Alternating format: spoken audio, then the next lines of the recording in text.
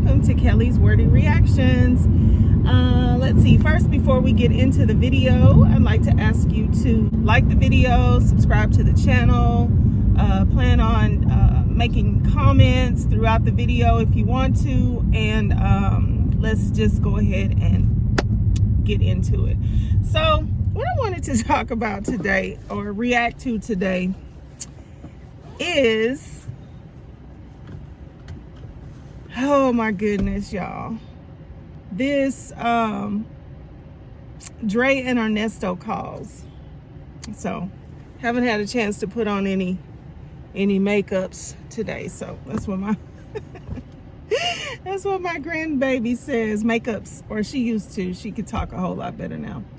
But yeah, I haven't had a chance to get into my makeup bag today, so let's see if I can get something going before I get where I'm going. But anyway, y'all, Dre, Ernest calls. That's what I want to talk about. Okay, so with regard to the Dre and Nesto call that we heard recently, the one with Coach on there. Okay, what I was thinking, my first reaction is, okay, so Ernest is calling my voice, okay, sorry. Ernest is calling Sonya Coach now.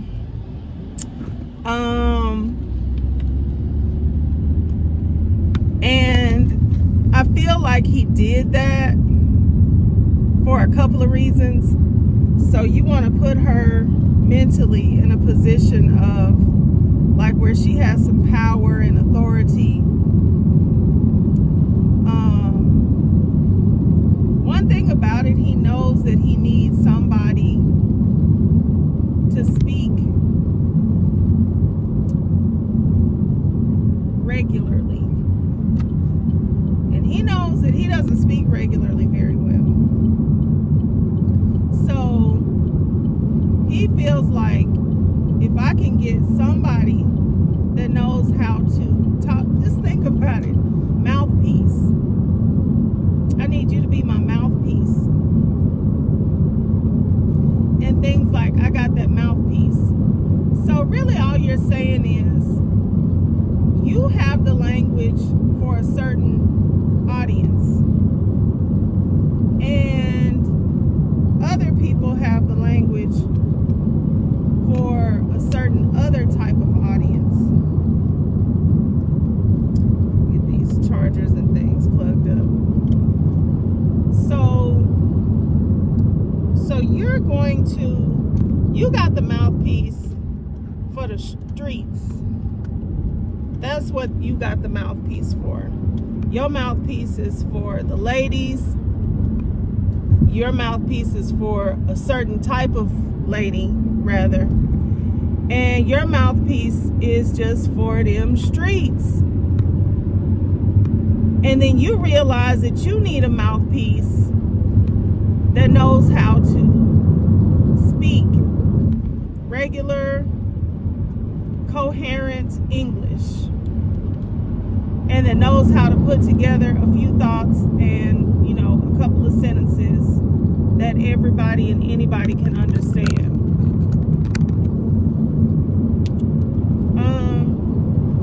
So think about Shirley. Like, Shirley has the ultimate mouthpiece, right?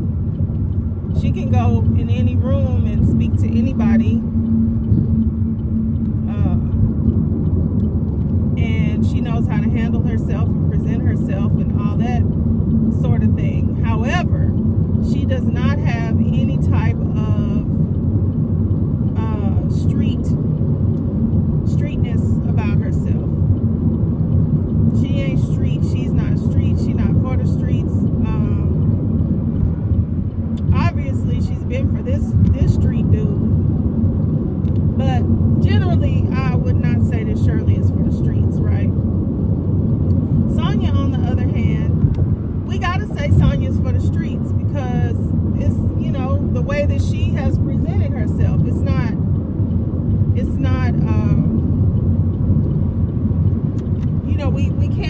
like it's a secret. She's presented her own self that way.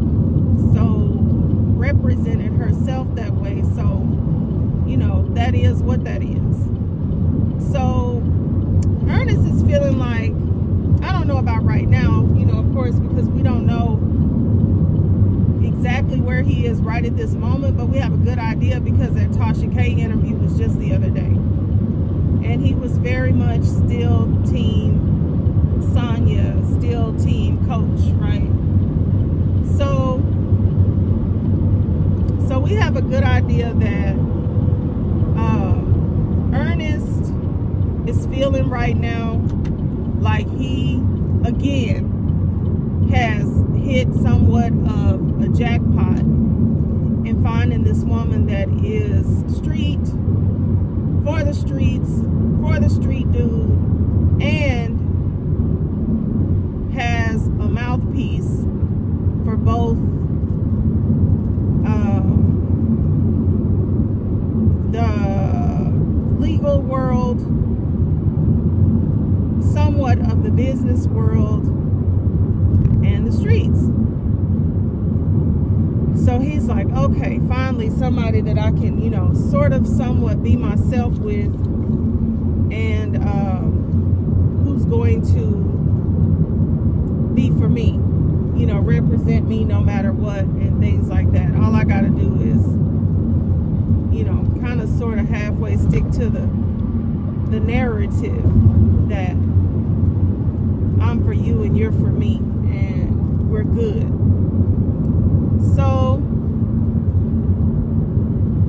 I'm looking for my AirPod case, y'all. So, anyway, that's where, forgot what I was supposed to be remembering, y'all. Forgot something. Okay, so that's where we are with Sonya and everything. Oh me, oh my, these people are driving so silly today. Just as silly as they want to be. And I got all kind of big work vehicles in front of me. So anyway, this is where I perceive Ernest to be. Ernest is, he feels like he's in a good place.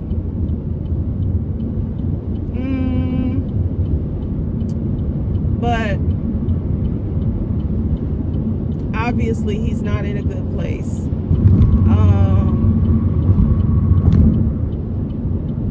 He's not in a good place. And so with the calls where we come in with Dre and Nesto,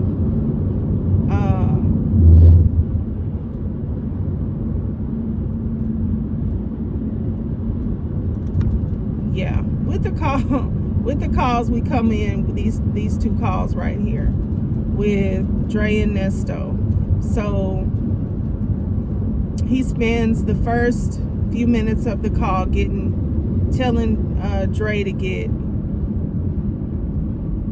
get Coach on the phone, and telling Dre and Coach that they don't really have to say much because he's got about 15 minutes worth of talking to do.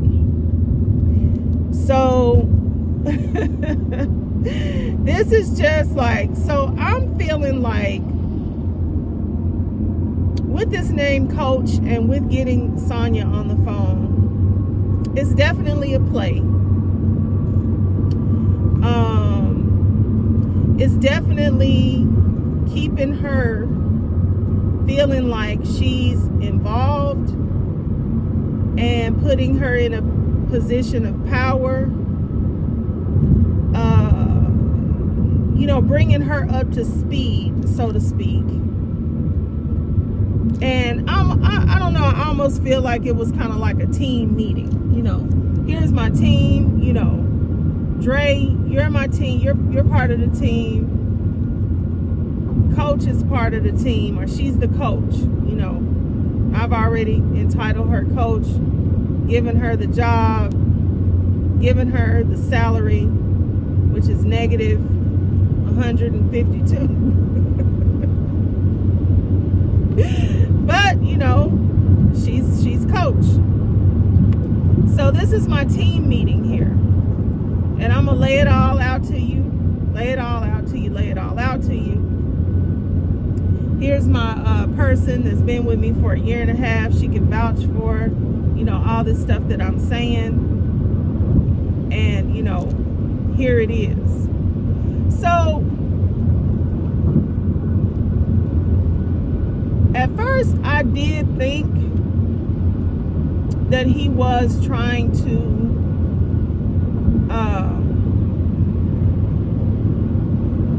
you know, kind of like make up for the fact that the lawyer called Dre and asked for money. And like he's telling Dre, you know, like, no, he does not need any more. He doesn't need any more money.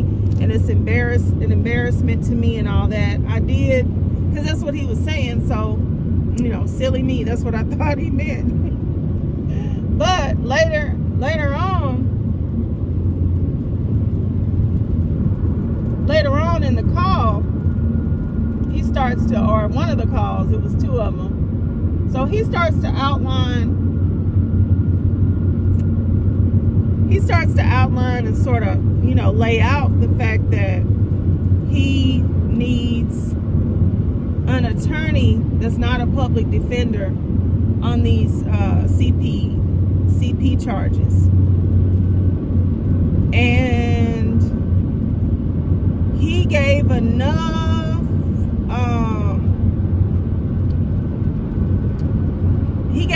of an argument. People like this, you know, like if they had the right sort of education and things themselves, like the right family life, the right education, or the right tenacity, because some people don't have good family life. Some people don't have a good early education, but they know they learn something about themselves, and they learn something about what they'd like to do in their life, and they go for where they're strong at, and they just go for it. He should have been an attorney himself, because he laid out this elaborate argument and then told the man, all right, so now I want you to just think about all that.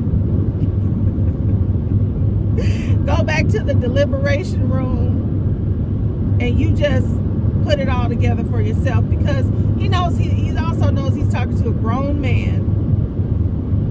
He's talking to somebody who he knows has the ability, one way or another, to get him an attorney for those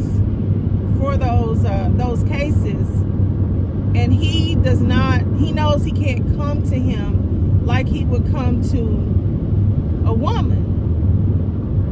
So he lays out everything, how crazy it is, how horrible it is, how you know, they're trying to railroad him, you know, all of this stuff. He just lays out everything in his own way. He pleads for his innocence. He uses the fact that him and Dre know each other way, you know, from the past. In R. Kelly's words, they're way back past. He uses the past to talk about, you know me, you know, if I did something, I'll say I did something, I'll turn myself in. You know, that robbery I didn't even do. Like he never has done anything, has he? Every time anything like this has happened to him, he's been completely innocent. And it's just so strange, because he loves to talk about what a gangster he is. He loves to talk like a gangster. He loves to have that gangster persona, you know, hustler man, and all of that. Like it's like he loves it. But then when you get accused of a crime, you're now being railroaded, and, everybody is just using the fact that you're a black man against you. As if you never had anything to do with any type of, lifestyle that was, anything but upright and upstanding. And you just, you cannot have it both ways. You really can't have it both ways. So, you can for a little while, but eventually something is capped. Like he liked to say that, it ain't capped, that ain't capped. Something is capped. You not a gangster and an innocent man. That's just not, they don't go together. You're not a triple old gangster from, back in the day. These things don't line up. And then when somebody accuses you of something, then you're just an upright, innocent, upstanding businessman. Just a black man trying to do good business. They don't line up. They just do not line up. So it's kind of like, which one is it? I mean, you'll say you're an innocent man and a gangster in the same conversation. What is a gangster then? Upstanding, like Tasha K said, geek, computer geek, just regular law-abiding citizen. That's not what you're portraying. That is not what you're portraying. So anyway, he does all of this and all of that to hustle Dre. In my opinion, this was a hustle that he sat down and thought up and laid out. This was a hustle for Dre. When he threw in, the Sonya said, I've been knowing you for a year and a half, but all these other people that you've been knowing, all these other people that are, what are they doing? That wasn't only a shot at his kids. That was a shot at Dre too. He formulated, but see, this is what he wanted Dre to just go back and think about it. He wanted Dre to go back and think about it. And then Dre, the worst thing that you could have ever told a hustler like Nesto is, you need support like Shirley's got. You should have never told him that, because he don't care about nobody, sir. He don't care about nobody. So somebody like him, you can't tell something like that to, because he don't care about you. I'm sorry, but he don't care about you. This man cares about himself. And when you tell somebody like that, something like that, it's a weakness. All they see is a chip in the armor, a crack in the armor. They don't see, oh man, this is a good friend. Wow. They don't see it like that.